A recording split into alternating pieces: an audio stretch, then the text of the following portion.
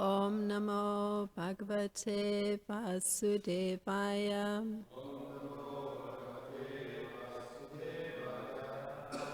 So this morning we're continuing with the chapter Ambarish Maharaj, offended by Durvasa Muni.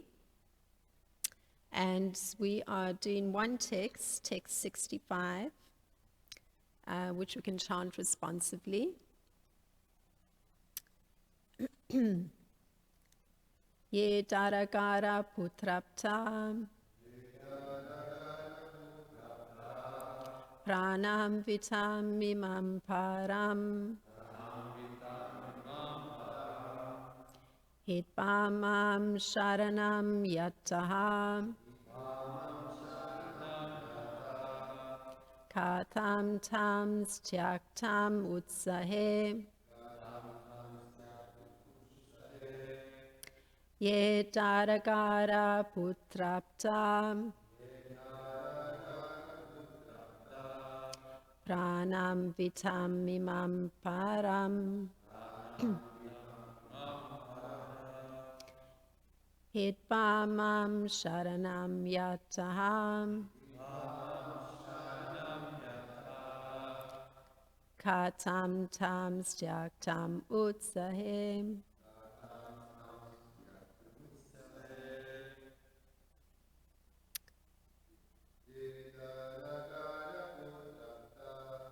Ye Darakara Putrapta Pranam Vitam Mimam Param Hitamam Sharanam Yata Katam Tam Styaktam Utsahe. Ye Darakara Putrapta Paranam Vitam Mimam Param Hitpasmam Sharanam Hata Katam Tam Styaktam Utsahe.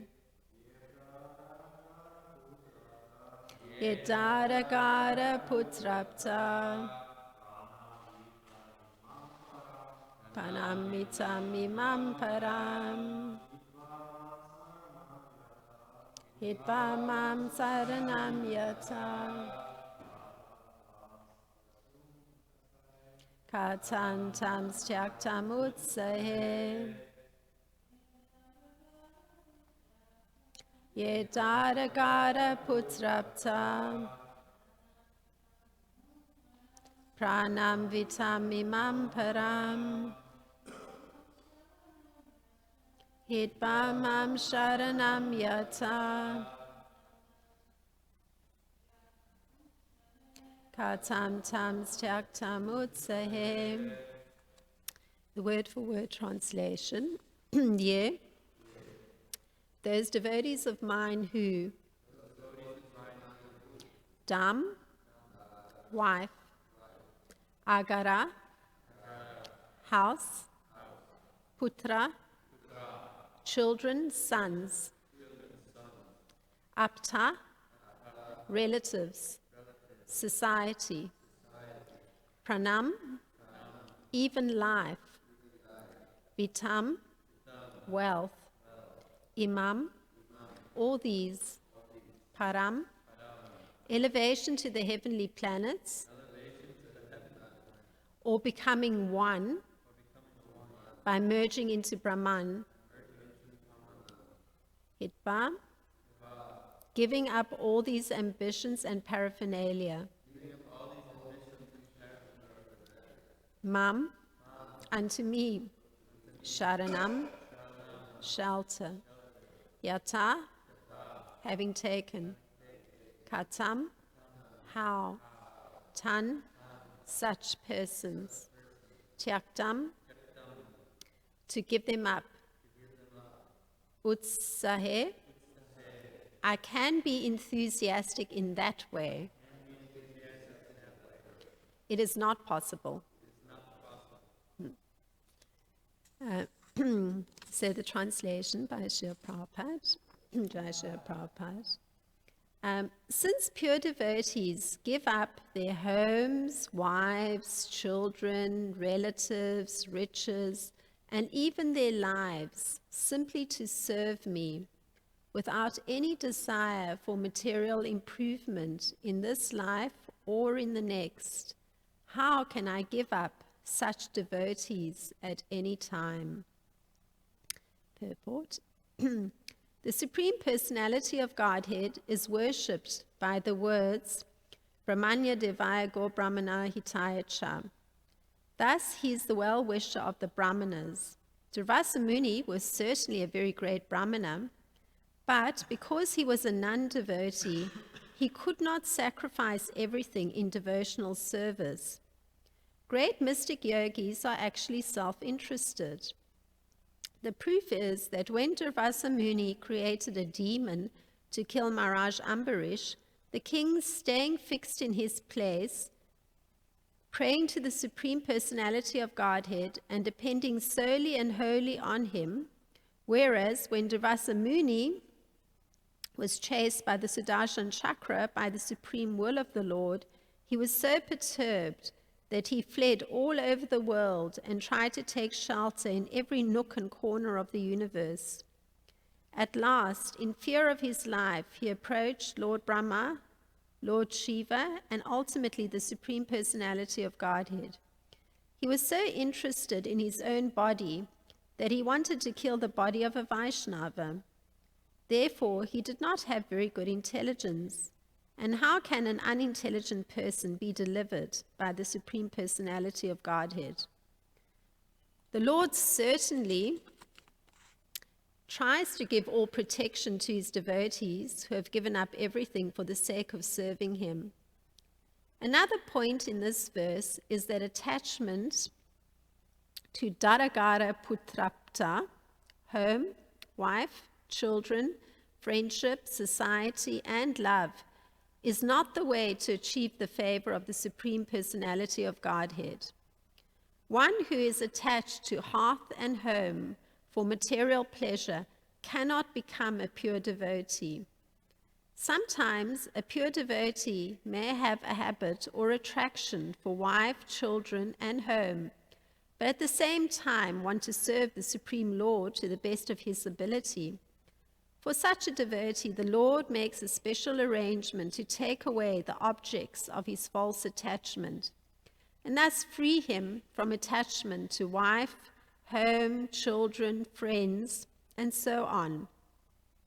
This is special mercy bestowed upon the devotee to bring him back home, back to Godhead.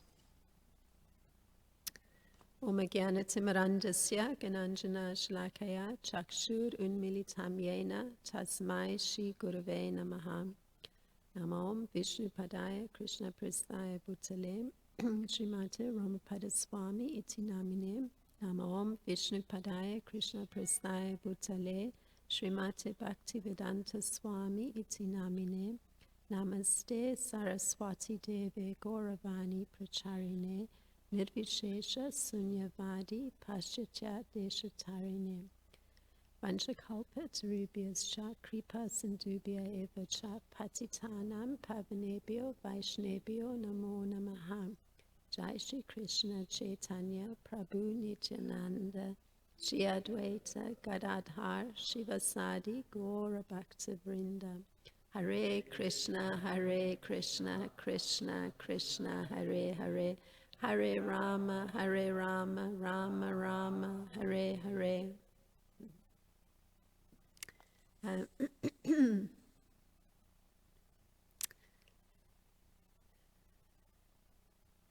So this particular verse today is a statement made by Lord Vishnu, such that he expresses that at no time could he cease his relationship with his devotee, particularly Maharaj Ambarish. We can infer that since he's the topic of conversation and the statement is made to Durvasa Muni. So he asks a rhetorical question. And the rhetorical question is asked to emphasize the point for his unceasing connection with his pure devotee. So that unceasing connection is due to the service of the pure devotee. And being such that the devotee has made a choice for the service over any material improvement in his life. And in addition, Lord Vishnu emphasizes that the pure devotee relinquishes a home, a wife, children, relatives, even his life, in order to serve him, Lord Vishnu. So, Srila Prabhupada, he points out the second part of Lord Vishnu's rhetorical expression. He says, attachment to home, wife, children, friendship, society, and love is not the way to achieve the favor of the Supreme Personality of Godhead. So, on the one hand, you're having Lord Vishnu particularly pointing to or emphasizing what the pure devotee has done just in order to serve him, what he's given up. And Srila Prabhupada is taking the other side and saying, well, those very same things or attachment to them is not the way to achieve the favor of the Supreme Lord. So, putting one's devotion in those places, meaning in one's wife or one's child or one's home or one's relatives, and in order to obtain pleasure out of that, which basically is something that's occupying physical space, or it's satisfying some bodily need that needs some satisfaction, it actually is precluding the possibility of attaining that status of devotion to the Lord. And because that status of devotion to the Lord is characterized by purity, means that the purity is that the devotion's been put in one place to Lord Vishnu. So now, the very definition of this characteristic of a pure devotee is full engagement. The entire being is engaged in the transcendental loving service of the Lord. So this means that their mind, it can't be diverted in any way from the lotus feet of the Lord. It's kind of immovable. It just stays in one spot. So Lord Krishna, he expresses this particular characteristic that's present in the pure devotee, and we find it in Bhagavad Gita 10.9, where he says, the thoughts of my pure devotees dwell in me. Their lives are fully devoted to my service, and they derive great satisfaction and bliss from always enlightening one another and conversing about me. I'll read the Sanskrit since it's very integral connection to this particular verse today. Machita matgata prana bodhayana boyanta parashparam katayantas chamam nityam tushyanti cham ramanti cha. So in this particular narration, Maharaj Ambarish, he's revealing that defining characteristic of a pure devotee. Because there's a description given of him which fits perfectly with this characteristic that Lord Krishna gives of the pure devotee. He's described in this way. Maharaj Ambarish gave up all the attachment to household affairs, wives, children, friends, and relatives to the best, and it carries on. So we just heard about that part, but he gave up other attachments, which is part of his milieu, to the best of powerful elephants, to beautiful chariots, carts, horses, and inexhaustible jewels, and to ornaments, garments, and an inexhaustible treasury. He gave up attachment to all of them, regarding them as temporary and material. And that was earlier on in this chapter, in the 27th verse.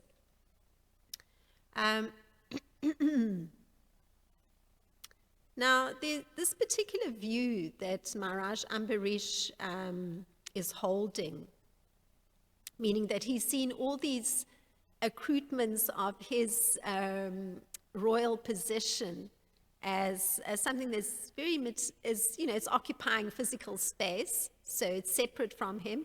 It's temporary, it's there, it may not be there. I mean, being attached to beautiful elephants, the elephant has a certain lifespan, then that beautiful elephant will not exist any longer. Or the beautiful jewel or collection of jewelry one may have, it's functional for a certain period of time, and then, a stone gets lost from a particular brooch, or a ring is misplaced, those kind of things. So there's understanding, it's temporary. And so the fact that he's holding this view, though, indicates that he's made a choice for devotional service over any kind of material improvement. And this is something very interesting. I was looking at this and reflecting a lot that somehow, by some kind mercy, I think I've got to learn this lesson a little bit recently. My husband and I were called to come to Kshori Temple, and we were residing in a comfortable home where everything was arranged perfectly, all the furniture was exactly as we liked it, the floors were exactly as we liked it, the walls were exactly as we liked it, everything was, exactly right. The correct amount of breeze in the house, the correct amount of space, everything was ordered according to what the senses needed. Well, naturally, we were worshipping also our deity, Govinda Hari, and so we viewed the place as the deity's property. But we got this interesting shift that we were, in terms of the situation we were put in, we had to come because of our natural response and desire to come and serve as to the best of our capacity at Kshori. We happily agreed to whatever arrangement was made, so we found ourselves in a situation where nothing was to the liking of the senses, if one analyzed it, meaning that there were already pre-existing objects in the space, and the place was not perfectly well taken care of, and a lot of artificial material. So the senses were not happy, but because of the necessity to perform the service, one accepted the situation. And I realized after a year and a half, because now at the time Krishna's allowed for an arrangement to come where we can move into a space that we've chosen again. But having gone through this time of being in a place that's not aesthetically pleasing to the senses, and also not being necessary to actually put thought and energy into how to improve this space because it's a temporary arrangement, it allowed for a good amount of detachment. And so I was actually appreciating this point that, one actually, if one's putting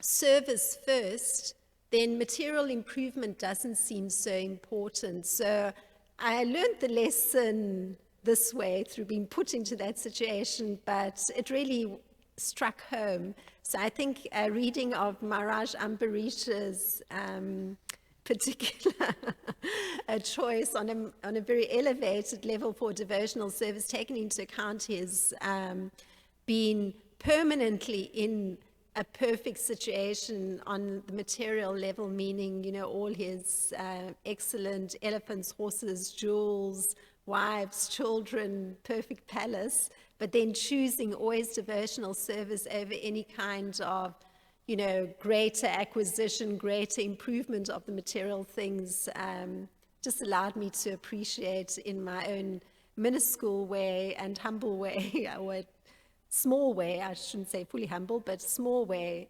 the how actually the urge for material improvement is not even there if one is actually looking to perform devotional service. Now, Maharaj Ambarish, he had all these possessions, and they all occupied physical space. His palace, his wife, his children, his friends. But all his pleasure didn't find its repose in those objects. It always lay in devotion to the Supreme Lord. So now there's an analogy that's used to explain how this devotion to the Supreme Lord is comparable to eating. Because we're going to look at this, how you're able to find satisfaction in something that's truly not material. I mean, when one talks about devotion, it's extremely subtle. It's not something you can touch exactly in the same way that you may be able to touch a jewel. So, Srila Jiva Goswami gives an explanation of this analogy that's used to compare the satisfaction that comes with practicing devotion to the Supreme Lord to the satisfaction that comes from eating. And it makes it kind of understandable. So, this is Srila Jiva Goswami's explanation, both eating and bhakti take the form of giving pleasure. So it's a very subtle result that comes. It's internal pleasure. Now, experience of the Supreme Lord and nourishment in eating are comparable in that they both sustain one's life. One cannot do without either of them. And then there's a result that happens. There's detachment from material things. And this is, by the practice of bhakti, some natural detachment from material things comes. And is comparable to hunger subsiding or ceasing. And the result of both of those is that craving then is stopped. So in the case of bhakti, the craving for something material is stopped by just practicing devotion to the Supreme Lord. And in the other case, with eating, that craving for further edible items is stopped because there's the satisfaction.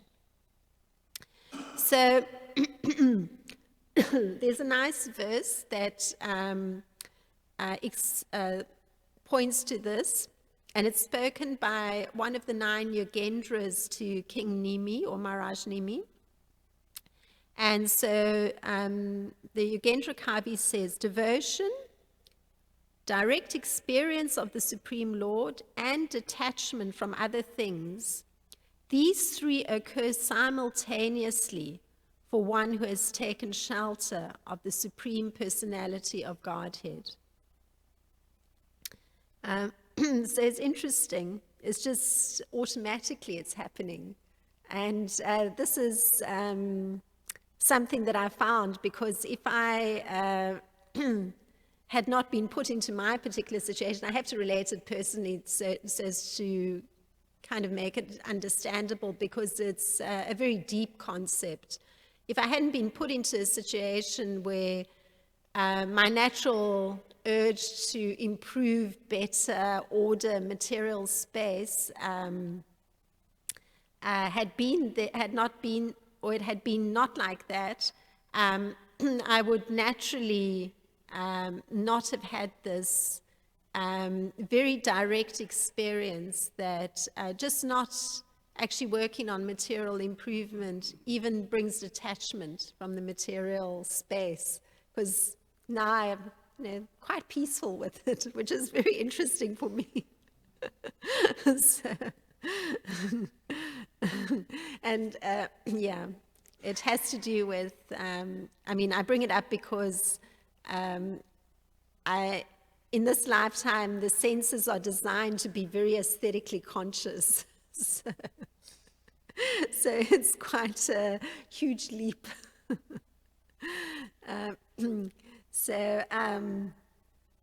The particular way in which detachment from other things takes place is that one trains the mind to see everything as an expansion of the opulence of Lord Krishna. So Srila Prabhupada puts it this way, that when a pure devotee sees a material object, something that's occupying physical space, he's immediately eager to take that object and to use it to please Krishna in some way, for the pleasure of Krishna. So just by desiring to use everything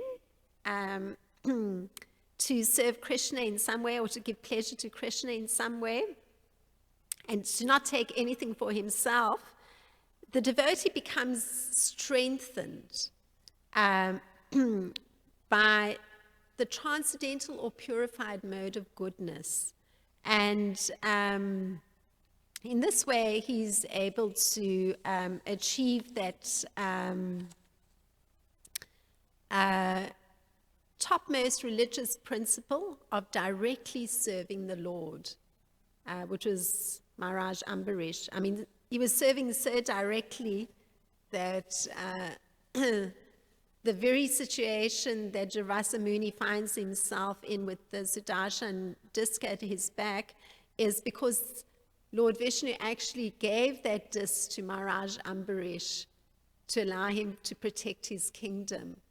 So close was his serving of the Lord that the Lord personally gave him his disc. Now, when a devotee isn't desiring something for himself, means he's not desiring anything to satisfy his own senses. So now, of course, there may be a flow of desires, some desire for something. And in the case of kings generally, there's a desire to,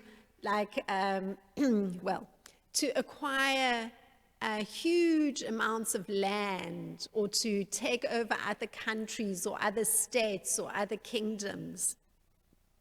So, because this is the nature of a Kshatriya, they need to control and rule.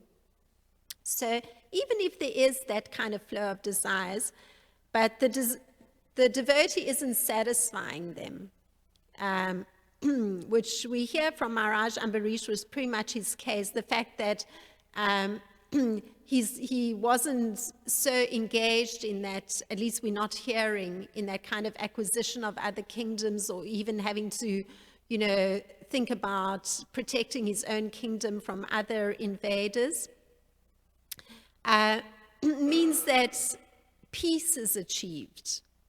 As opposed to, let's say, the personality, if it was the case of a king, actually going out and acting on those desires. Naturally, it's not very peaceful. It's quite graphic in the case of a Kshatriya who's ruling, that conquest involves bloodshed, wars, the exact antithesis of peace.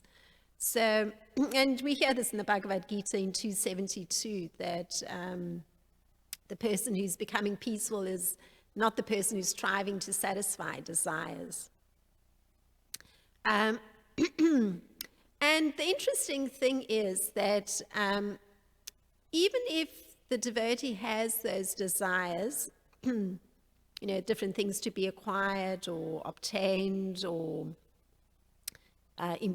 to improve his material situation, he actually doesn't need anything. This is the very interesting thing. And the reason nothing is actually needed is because the Lord's fulfilling all the material necessities. And we find this just by what I brought up a minute ago, that with Maharaj Ambarish, he received from Lord Krishna's or Lord Vishnu's disc. So the necessity that was there that needed attention, in his case, in the role that he was playing, was that of, defending his kingdom or self-defense. And that was taken care of by Lord Krishna just by the presence of the Sudarshan's chakra in Maharaj Ambarish's kingdom. So the explanation that's given for the this kind of non-responsiveness to material desire is that the person who's conscious of Krishna and engaged in that relationship of devotion is actually feeling very full within himself. So there isn't some sort of emptiness that needs to be fulfilled externally.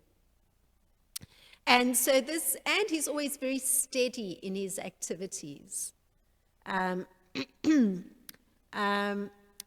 just because of that steadiness in devotional activities, there's no disturbance that comes from desires to satisfy the senses. And, well, I'll bring up a personal example here.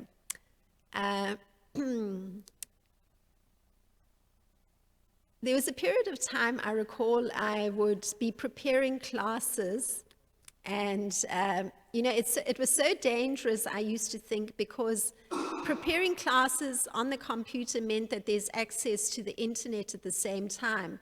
So then, I'd get stuck somewhere, and I'd think, oh, well, I'll just distract myself for a little bit and then, switch channels, so to speak, and go to some shopping site and then go back to the class. And at one point, I realized that it was very bad to give into that desire because then, it's building up a habit. So at one point, I started praying frantically because I thought, now I've got into a habit and how am I going to break this habit? So I started praying frantically.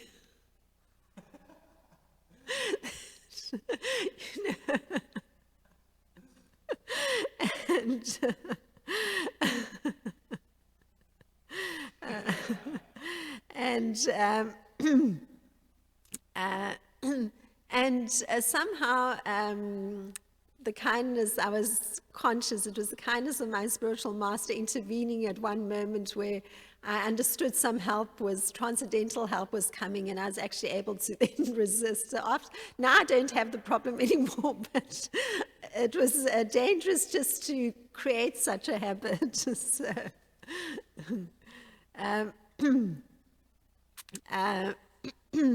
So the steadiness in the activity has to keep going on, but I would add creating a little diversion habit is not a good idea. So,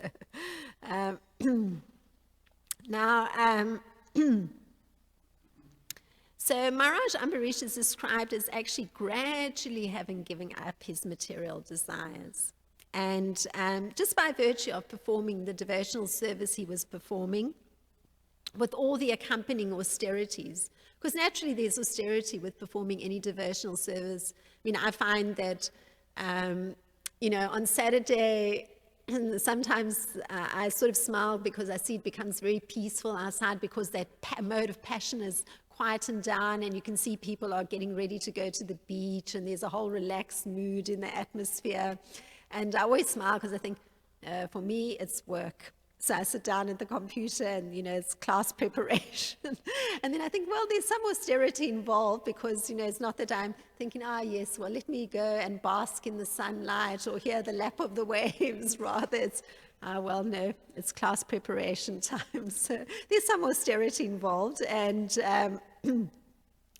for Maharaj Ambarish, there was also austerity because surrounded by all the opulence and no doubt all the incredible beauty of residing in a palace and all the incredible wealth that comes with such a residence and such a position.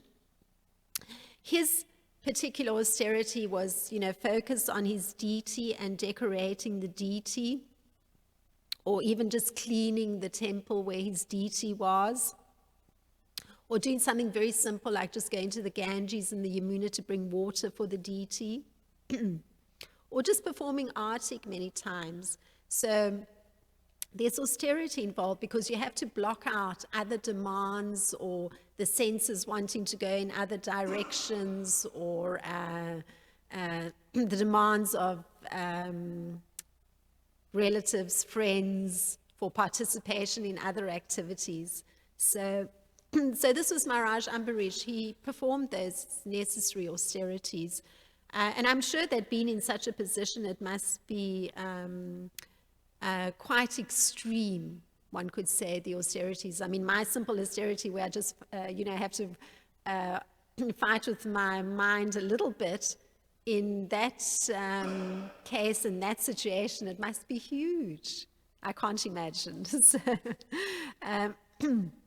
now, there's a parallel example of somebody who also qualified himself in this way for that kind of connection with Lord Vishnu, and that's of Bharat Maharaj. And Sukadev Goswami describes him in a very similar way. So he's talking to Parikshit Maharaj, and he says, "My dear king, the activities of Bharat Maharaj are wonderful. He gave up everything difficult for others to give up. He gave up his kingdom, his wife, and his family. His opulence was so great that even the demigods envied it, yet he gave it up. It was quite befitting a great personality like him to be a great devotee. He could renounce everything because he was so attracted to the beauty, opulence, reputation, knowledge, strength, and renunciation of the Supreme Personality of Godhead, Krishna. Krishna is so attractive that one can give up all desirable things for his sake. Indeed, even liberation is considered insignificant to those whose minds are attracted to the loving service of the Lord." And that's in the 5th canto of Bhagavatam in the 14th chapter. So a similar kind of description of a king who had that capacity through his devotion to not be attracted to all the material objects, the I guess even relationships that could be on a material level, because the greater attraction was the Supreme Personality of Godhead and the beauty of the Supreme Personality of Godhead and the wealth of the Supreme Personality of Godhead, because it's exceeded anything in the material realm. So the prayer that's offered by Bharat Maharaj at the time of his quitting his body as a deer illustrates this connection with Lord Vishnu. So that connection remained, and this is what he says: the Supreme Personality of Godhead is sacrifice personified. He gives the result of ritualistic activity. He's the proprietor of religious systems, the personification of mystic yoga, the source of all knowledge, the controller of the entire creation, and the super soul in every living entity. He is beautiful and attractive. I'm quitting this body, offering obeisances unto him, and hoping that I may perpetually engage in his transcendental loving service.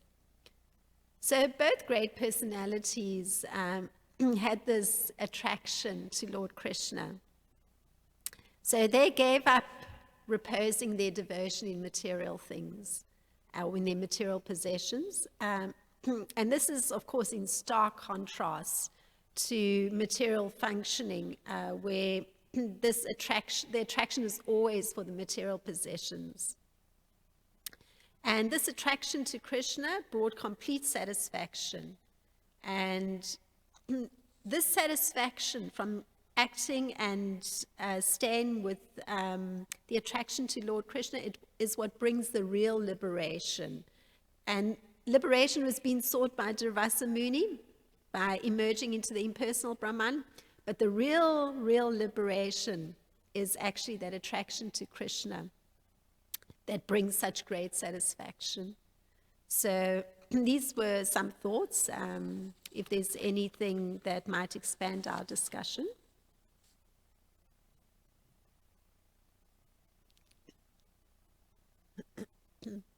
Hare Krishna. I can hear.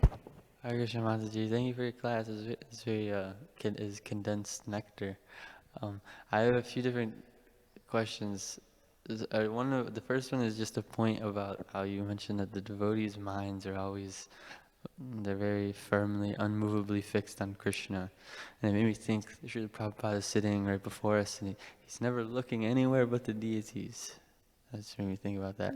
And the next thing is, I just wanted to know if maybe you could tell me more about Durasa Muni, and like where he's coming from, because I've heard, I don't really hear about Durvasa Muni, like I don't know what, like is he one of the great sages or something like that, or like where is he coming from, who's his father, things like that. I don't have all the facts in front of me, Subal. Perhaps you can help me with Durvasa Muni's background? Okay.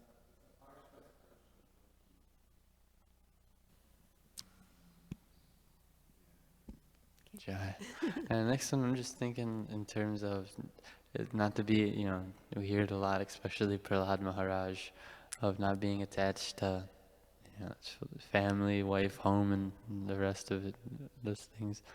I'm just curious how to perceive maybe not being attached to, I guess, like I'm just trying to put myself in a different perspective, or like seeing, let's say, your society or whatever group, maybe your family, maybe just some kind of friends, but they're devotees. So in that sense, being attached to them in relation to Krishna, that'd be okay, but unrelated to Krishna is not okay. Is that?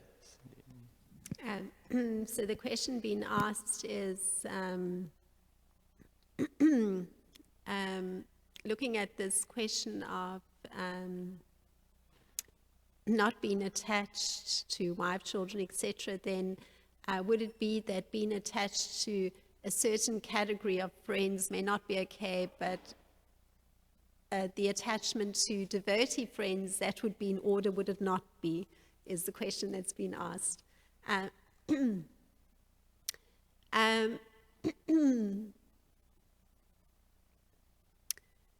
Well, it's a very subtle I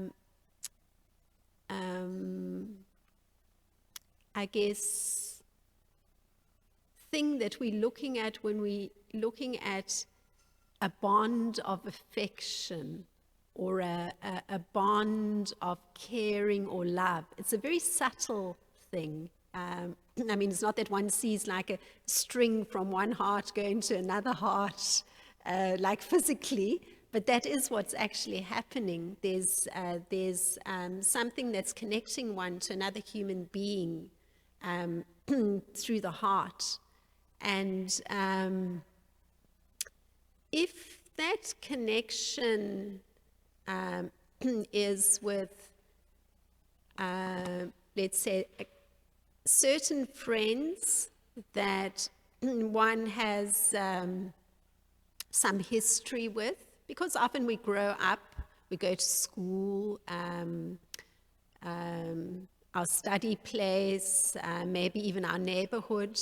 One forms certain friendships because of proximity, because of being in the same physical space, and having the common ground. We're in the same class, we're in the same neighborhood. So one forms those friendships, and then one takes to the process of diverting all of one's energies rather to the process of bhakti and making the connection to Lord Krishna through serving him. And then one comes into contact with a whole other group of persons trying to do the same thing. So there's a common ground again. So naturally, one forms friendship because we have something in common. We're all trying to serve Krishna. So now if one were to compare the two groups, one then looks at what the nature is of the bond, that connection between the hearts that's there. In the case of the older friends, one will find that one may even feel a little bit of affection for some persons because of that proximity over the years and some shared experiences and some shared understanding. But then the way to test that relationship is to actually introduce something of one's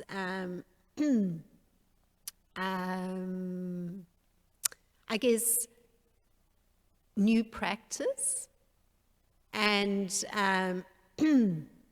one may express it in some simple way, but introduce the idea that one has now put a higher purpose for one's life in the picture.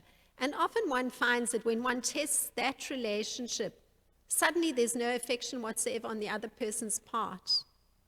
One discovers that, in fact, the person that one had shared experiences with or something in common with, the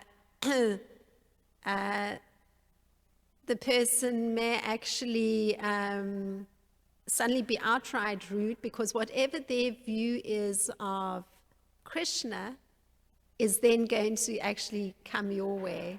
So I've had different experiences with different friends from the past. And with those with some spiritual inclination or some being better read, the response has been where they reveal their impersonal understanding. Then I think, oh good, the person's read something, very nice. There's some opportunity to look into this more. The connection can be maintained. Then you have a different kind of friend who will actually bring out all their hatred for secular religion, because some sort of picture is formed in the mind from exposure to the general population that is practicing, and you learn the person's an atheist. Like, it comes out very strongly, no. So then, you have to evaluate the relationship. Can you maintain a relationship with somebody who is telling you that they're an atheist? Is it going to be possible? So then you think, well, the person is now telling me that the person that I'm trying to be close to is not to their liking. Now that's a bit of a problem. It's a bit of a problem. I mean, where's the integrity going to be then? Because I'm not going to change my adherence to my higher purpose of trying to serve Lord Krishna as the most dearmost friend. And the atheistic friend is directly opposed to Lord Krishna. So then I have to reevaluate that relationship, because then the material comforting part, it doesn't hold up to the fundamental belief system having to be maintained. Now, the relationship with the devotee or the fellow devotees of Lord Krishna is quite a different thing. Attachment to those relationships is such that it's one of the things that help a pure devotee, and in terms of it's something that they always want to do, to be able to have conversations with like-minded devotees. So it's uplifting, it's purifying. So to actually have friends that are also making it the goal of their life to serve Lord Krishna is incredibly strengthening. And it can clear so many blockages in the heart, like ones that one may not even have known were there. So it is the greatest boon one could ever have to be able to have friendships with those holding the same goal that one has oneself of reposing one's devotion in Lord Krishna. Yeah, I think that's a little bit better than associating with atheists. Thank you. So that would be the conclusion to that statement. Thank you. Yes, indeed. Quite a bit better. A couple of things. This is from Bhagavatam, just reinforcing that third canto, text, chapter 25, text 20. Every learned man knows very well that attachment for the material is the greatest entanglement of the spirit soul. But that same attachment, when applied to the self-realized devotees, opens the door of liberation. And then Gokulananda Prabhu corrected the appearance of Durvasa Muni. So he sent the quote. What is the Durvasa Muni's birth? Thank you. How nice. Thank you. So there's the response. You got it in. Gokulananda is omniscient, yes. Jai Gokulananda Prabhu. Thank you. So, Durvasa Muni's birth. Translation. Anusuya, the wife of Atri Muni, gave birth to 3 very famous sons. Yes. Soma, Dattatreya, and Durvasa, who were partial representations of Lord Vishnu, Lord Shiva, and Lord Brahma. Soma was a partial representation of Lord Brahma. Dattatreya was a partial representation of Lord Vishnu, and Durvasa was a partial representation of Lord Shiva. Bhagavatam 4.1.15. Jai.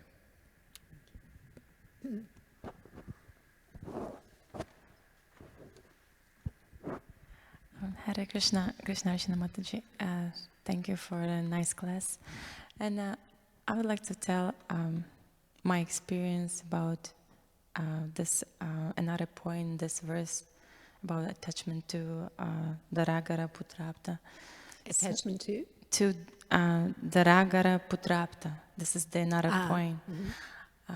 In my experience, it was attachment to my family, to be more detailed to my father, because before, I don't know, it's been quite a few years ago, I heard about to be careful about attachments, and I was trying to figure that out, which is my main attachment, and to maybe work on. And once I realized that my relationship to, like, with my father is the most important attachment to me, and I thought without him I cannot even survive. And I remember I looked at Krishna, I was thinking, wow, you know, my weakest part, if something happened to my father, I'll be very miserable. So I better work on this relationship. I better be more careful. And I remember once I started paying attention and to be trying to be a little bit detached, not like I hadn't forced myself to be detached, but still I was thinking, if something really happened to him, I don't want to really suffer so much. So once I start thinking about it, I start process all my thoughts, all my actions, and after some time, that happened that I moved out from his place, because at that time I was living with him. Then after some time, I moved to the temple, and now I realize that Krishna gives that power and strength to be able to detach of things if there is that some desire for. So I really glad that happened. We still have great relationship, but I don't think that's going to be the end of the world if, for instance, my father will leave his body. So that was the... Oh, thank you for sharing your my thoughts. Just, it's an interesting thing. I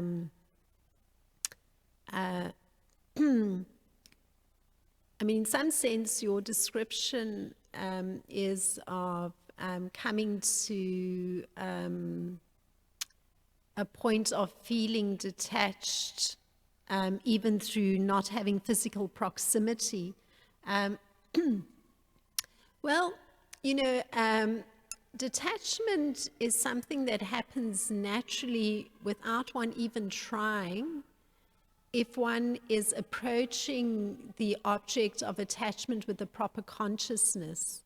So, or proper consciousness meaning the consciousness that is the reality. So the reality always is that every living entity has super soul residing within. And so one is respectful to every single entity.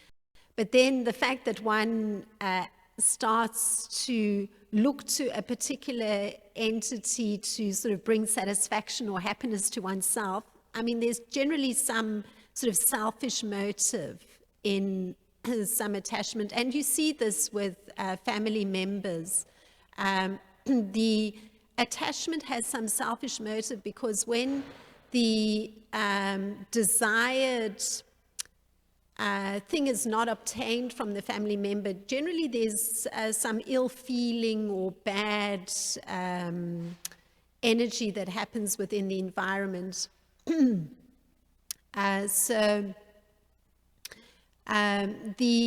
If one were approaching each family member as a person that has super soul residing within, is a person to be served, to be treated respectfully and with care, and that includes other persons even other than one's family members, but one has a special kind of bond with family members because there's a long history of connection with the family member, many interactions, and they nurtured one and fed one and protected one in growing up. So it's a different kind of relationship, I mean a more personal kind of relationship.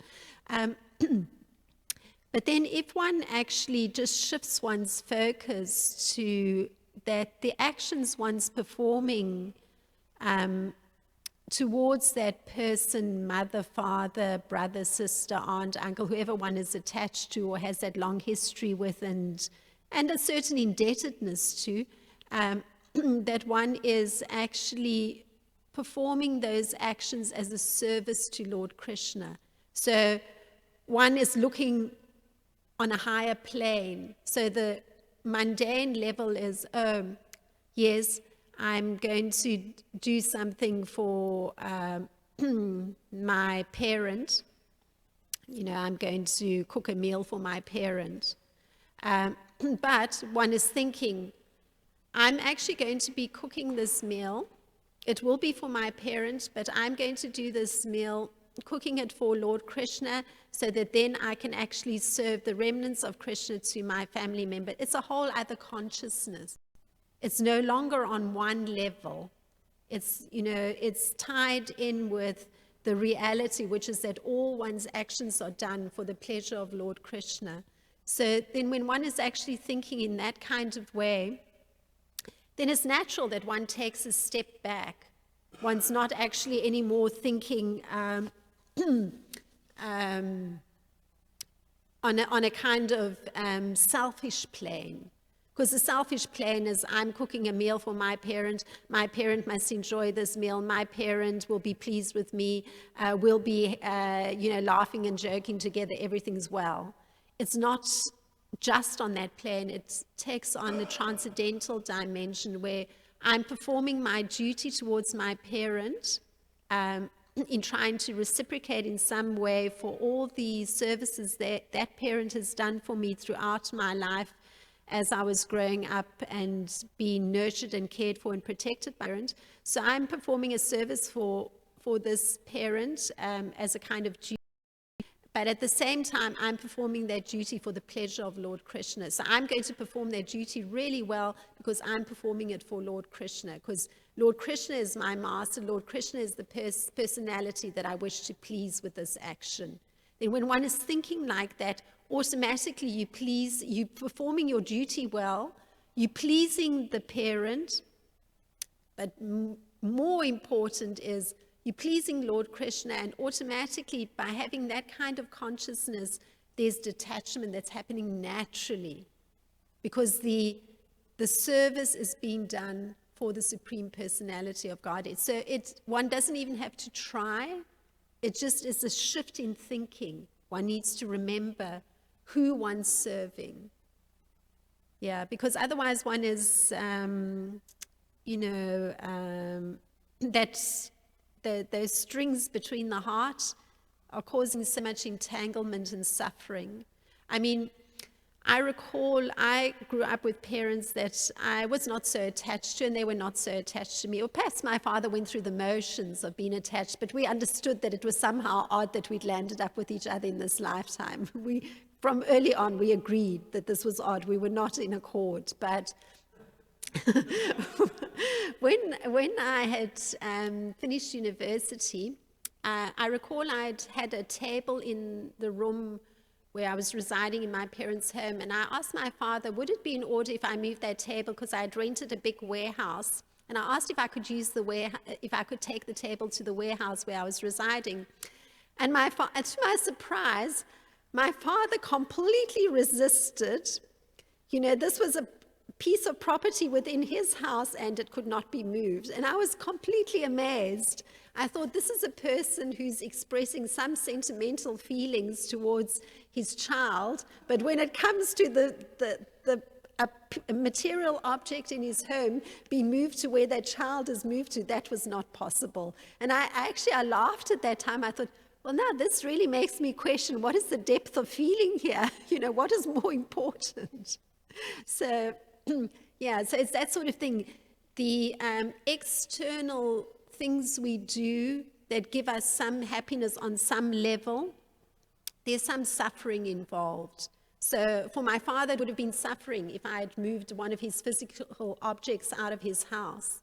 For me, it was some suffering to see that the person was so attached to a material object that he couldn't even part with it for me. And I'd grown up with that object. I'd used that object for years and years. So it's like that. You have to actually just remember who you're performing any action for. It's a desire to perform something to please Lord Krishna. So one does one's duty to please Lord Krishna. One does some simple acts of even caring for one's body to please Lord Krishna. That's the purpose of one's life, to please Lord Krishna. I mean, there is no other purpose, and that's the reality, because we are completely bound to Lord Krishna. So, anyway, thank you very much for the class. All glories to Srila Prabhupada. Jai.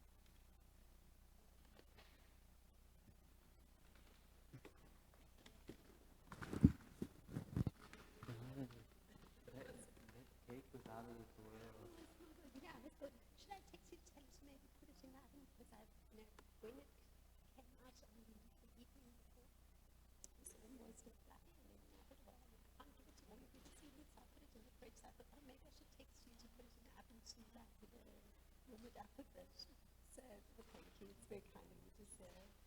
What? How'd you go over there? What was the ingredient? Oh.